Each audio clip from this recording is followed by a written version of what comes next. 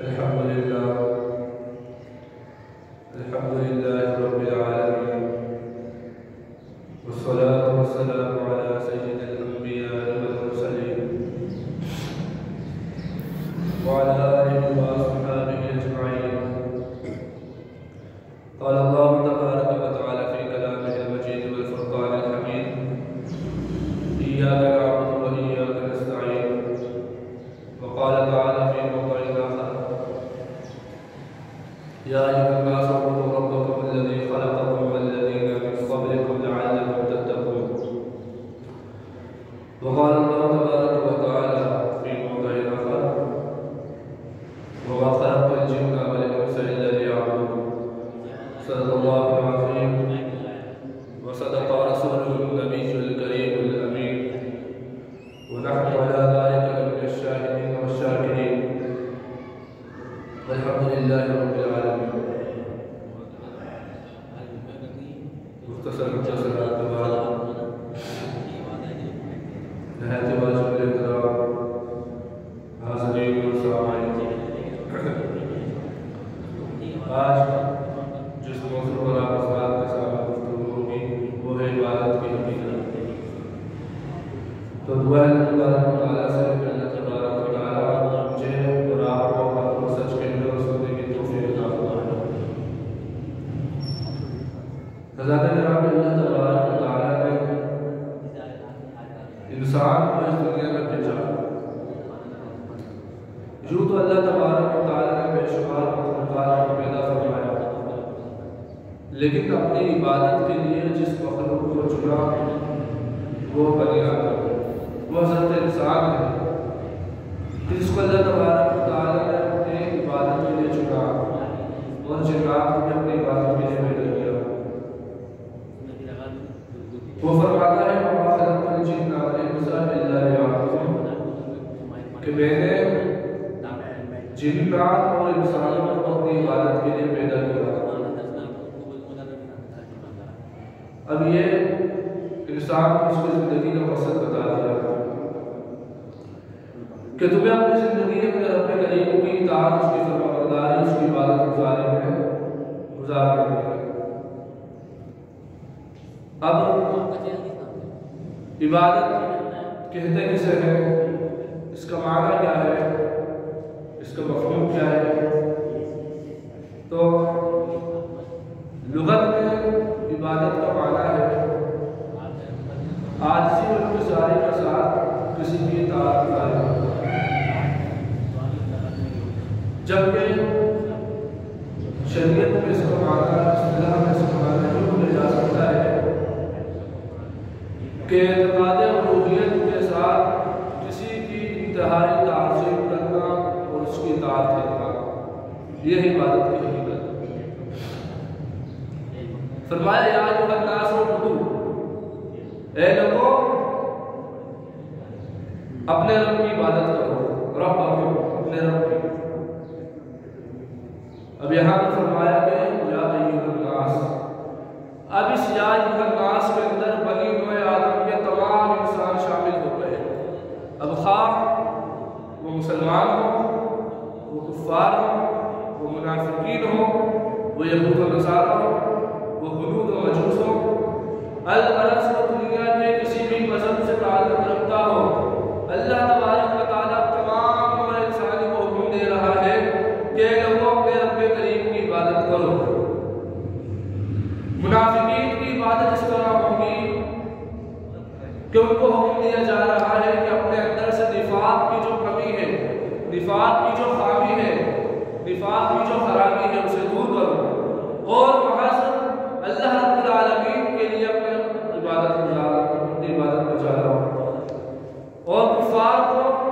عبادت کا حکم دینے کا مطلب یہ ہے کہ تم اللہ رب العالمین پر پہلے ایمان لاؤ،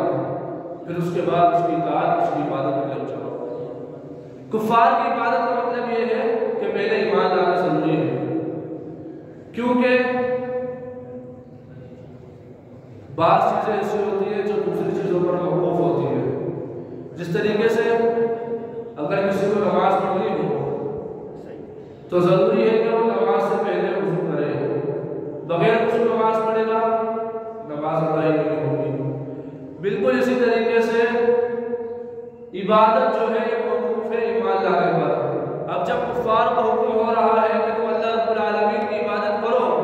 تو مطلب یہ ہے کہ پہلے اس پر ایمان لاؤ، اس کے بعد اس کی عبادت کرو۔ بے ایمان لائے جتنا عمل کرتے رہو گے، عبادت کرتے رہو گے، وہ عبادت قابل قبول نہیں ہوگی، وہ رد کر دی جائے گی۔ عبادت کی مقبولیت موقوف ہے ایمان لانے پر۔ ایمان شرط ہے تمام اعمال کی۔ پھر اس کے بعد حکم دیا اعبدوا ربکم، اپنے رب کی عبادت کرو، الذی خلقکم والذین من قبلکم، کہ جس نے تمہیں پیدا کیا اور تم سے پہلے جو لوگ تھے ان کو پیدا کیا۔ ابھی اللہ تبارک و تعالی عبادت کرنے کی وجہ بیان کر رہا ہے کہ اللہ رب العالمین کی عبادت کیوں کرنی ہے۔ اس نے فرمایا کہ اللہ رب العالمین نے تمہیں پیدا کیا، اب جب اس نے تمہیں پیدا کیا ہے تو اس کا تقاضا یہ ہے کہ تم اس کی عبادت کرو۔ دنیا میں کوئی قوم ایسی نہیں ہے جو اللہ رب العالمین کی خالقیت پر ایمان نہ رکھتی ہو۔ اللہ تعالیٰ فرماتا ہے قرآن مجید فرمان حمید میں وَلَئِنْ سَأَلْتَهُمْ مَنْ خَلَقَ السَّمَاوَاتِ وَالْأَرْضَ وَسَخَّرَ الشَّمْسَ وَالْقَمَرَ، اے پیارے اگر آپ ان کفار مشرکین سے پوچھیں کہ کس نے زمین اور آسمان کو پیدا کیا اور کس نے چاند اور سورج کو مسخر کر دیا،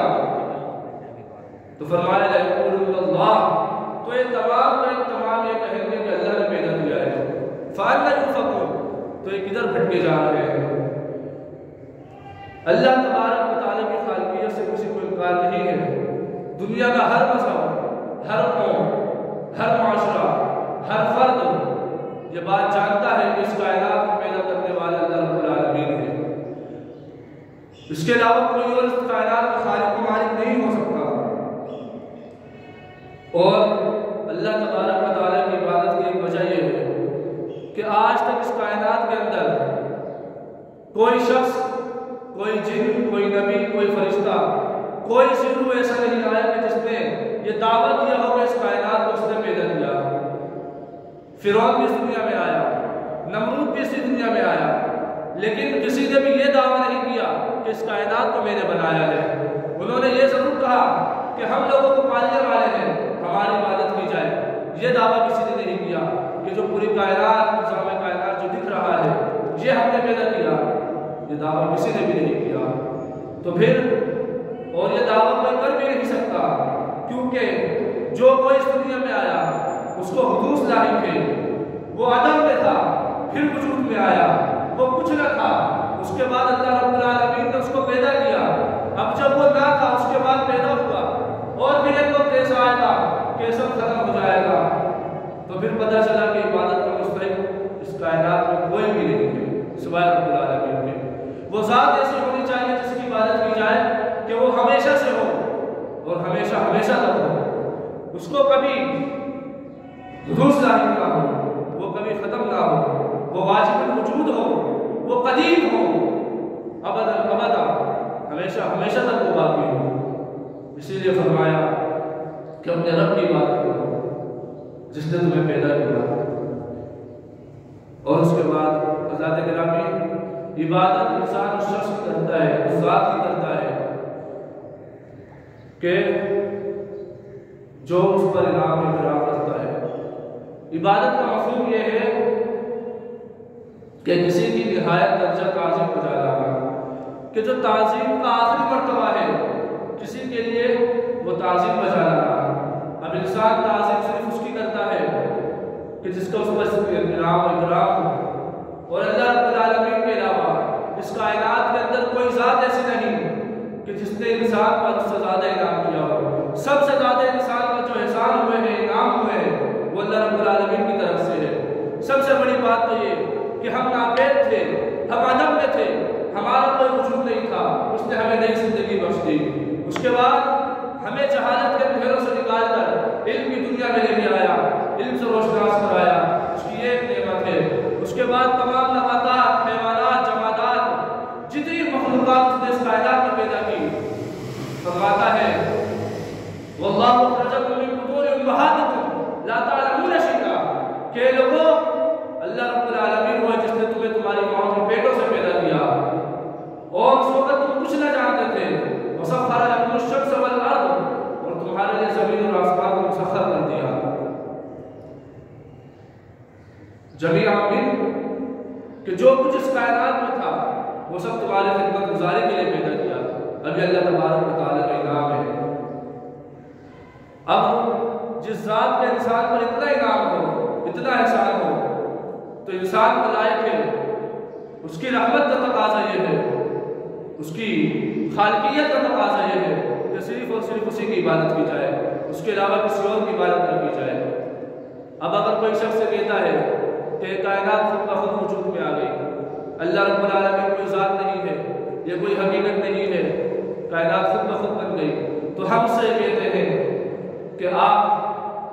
اس دنیا میں سب سے بڑے احمد ترین آدمی ہیں کیونکہ ایک مٹی کے تیل میں چراغ خود بخود نہیں چل سکتا تو اس کائنات کے جو آسمان میں ستارے نظر آ رہے ہیں اربوں خربوں ستارے وہ خود بخود کیسے روشن ہو سکتے ہیں انسان کو پینے کے لیے ایک گلاس پانی خود بخود مہیا نہیں ہو سکتا تو کس طریقے سے اس زمین کے نیچے جو نہریں بہہ رہی ہیں جو پانی جاری ہے یہ سمندر جو اللہ رب العالمین نے انسان کی خدمت گزاری کے لیے پیدا کیا یہ خود بخود کیسے پیدا ہو سکتا ہے پھلوں کے اندر جو ذائقہ ہے یہ خود بخود کیسے آ سکتا ہے پھولوں کے اندر جو رنگت ہے جو خوشبوئیں ہیں وہ خود بخود کیسے آ سکتی ہے یہ جو نظام کائنات ایک نظام میں تحت چل رہا ہے یہ خود بخود کیسے چل سکتا ہے یہ کائنات اپنے ہونے میں یہ خود بتا رہی ہے کہ خود نہیں بنی ہے دیتی ہے ہر چیز گواہی پاک ہے تیری ذات الہی کہ ہر چیز یہ صدا لگا رہی ہے کہ میرے پیچھے ایک ہستی ہے جو میرے کو پیدا کرنے والی ہے اور وہی رب العالمین کے ساتھ ہے اس کے بعد فرمایا ایک جگہ پر الحمدللہ رب العالمین کہ تمام تعریفیں اللہ رب العالمین کے لیے اس اللہ کے لیے جو رب العالمین ہے تمام لوگوں کا پالنہار ہے تمام لوگوں کو پالنے والا ہے ان کو سامان زندگی مہیا کرنے والا ہے اب وہ ذات کہ جو خالقیت میں تنہا تھی اس کا کوئی شریک نہیں تھا جب اس نے انسان کو پیدا کیا تو کوئی اس کی خالقیت میں شریک نہیں ہوا جب اس نے انسان کو پالنا شروع کیا تو اس کے پالنے میں کوئی اس کا شریک نہیں تھا اس کی ربوبیت میں کوئی اس کا شریک نہیں تھا اب جب کہ معبودیت کی بات آتی ہے تو اب اس کی خالقیت اور ربوبیت کا تقاضا یہ ہے کہ جس طریقے سے وہ خالقیت اور ربوبیت میں تنہا تھا اب معبودیت میں بھی وہ تنہا ہو کوئی اس کا شریک نہ ہو وحدہ لا شریک لہ جس طریقے سے خالقیت میں شریک لا شریک ربوبیت میں لا شریک اسی طریقے سے معبودیت میں بھی وہ لا شریک ہونا چاہیے سورہ فاتحہ میں اللہ تبارک و تعالیٰ فرماتا ہے ایاک نعبد کہ ہم تیری عبادت کرتے ہیں اب یہاں پر اللہ تبارک و تعالیٰ نے یہ کہا کہ ہم تیری ہی عبادت کرتے ہیں مفعول کو پہلے سے کر دیا اپنی ذات کو پہلے سے کر دیا ایاک ہم تیری نعبد عبادت کرتے ہیں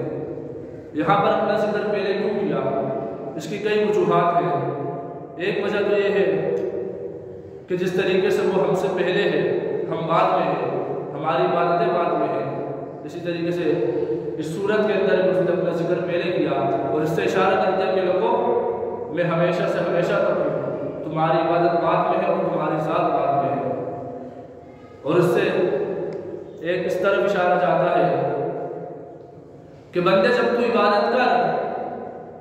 تو عبادت کرتے وقت اپنے منی میں حقیقی کی طرف نظر ہو نعمت کی طرف نظر بعد میں جائے نعمت کرنے والے کی طرف نظر پہلے ہو دنیا کے اندر کئی قسم کے لوگ آئے ہر انسان اپنے اپنے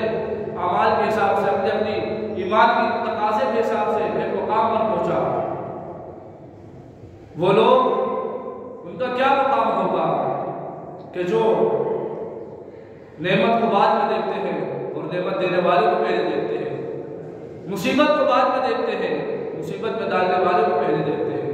زیادہ گرامی جب یہ کیفیت پیدا ہوتی ہے کہ نعمت پر نظر بعد میں جائے منیب پر نظر پہلے جائے مصیبت میں نظر بعد میں جائے، جب کوئی مصیبت آئے تو یہ بندہ دیکھے کہ مصیبت آج اس کی طرف سے نہیں ہے، جب وہ اس طرف نظر ڈالے گا تو وہ مصیبت اس کے لیے مصیبت نہیں رہے گی، بلکہ وہ مصیبت اس کے لیے نعمت بن جائے گی، اس مصیبت میں اسے مزہ آنے لگے گا۔ اسی لیے اللہ جب اس مقام پر پہنچتے ہیں کہ انہیں مصیبت جب آتی ہے، وہ کہتے ہیں ہمیں اس مصیبت میں مزہ آتا ہے، وہ کہتے ہیں ہمیں انعام محمود سے زیادہ انعام محمود میں مزہ آتا ہے، کہ نعمت تو ہر کسی پر ہو رہی ہوتی ہے، نعمت میں جو اللہ رب العالمین کا شکر کرے اس کا بھی ایک مقام ہے، لیکن نعمت ملنے پر ہر کوئی شکر کر دیتا ہے، ہر کوئی عبادت کر دیتا ہے، لیکن مزہ تو تب ہے کہ جب محبوب کی طرف سے مصیبتیں آئے، آزمائشیں آئے، تب دیکھا جائے کہ کون اس کے حضور سر پر سجود ہوتا ہے۔ تو یہ اللہ کا مقام ہے۔ وہ کہتے ہیں کہ جب محبوب کی طرف سے انعام آئے، مصیبت آئے، تب ہمیں زیادہ مزہ آتا ہے، تب ہم دیکھتے ہیں کہ محبوب ہمیں آزما رہا ہے، محبوب کی توجہ خاص ہماری طرف ہے، تو اس وقت ہمیں زیادہ مزہ آ رہا ہوتا ہے۔ حضرات گرامی، انسان کی زندگی کا مقصد ہی یہی ہے کہ انسان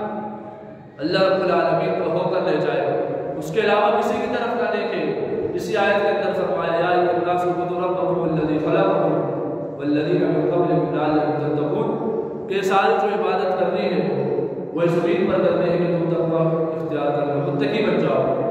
اس کا مقصد یہ نہ ہو کہ تمہارے اندر غرور آ جائے، تکبر آ جائے، انا آ جائے، نہیں، یہ سب نہیں ہونا چاہیے، بلکہ تمہاری عبادت کا مقصد یہ ہو کہ تم اللہ رب العالمین کے پیارے ہو جاؤ۔ حضرات گرامی، یہ کائنات ختم ہو جائے گی، کچھ باقی نہ رہے گا۔ حیدر علی آتش کہتا ہے کہ زمین کھا گئی آسمان کیسے کیسے، زمینیں چمک گل کھلاتی ہے کیا کیا، بدلتا ہے رنگ آسمان کیسے کیسے، ہوئے نامور بے نشاں کیسے کیسے، زمین کھا گئی آسمان کیسے کیسے، اور وہاں جگہ چیز لگانے کی دنیا نہیں ہے، یہ عبرت کی چاہے تماشا نہیں ہے۔ دعا ہے تبارک و تعالی سے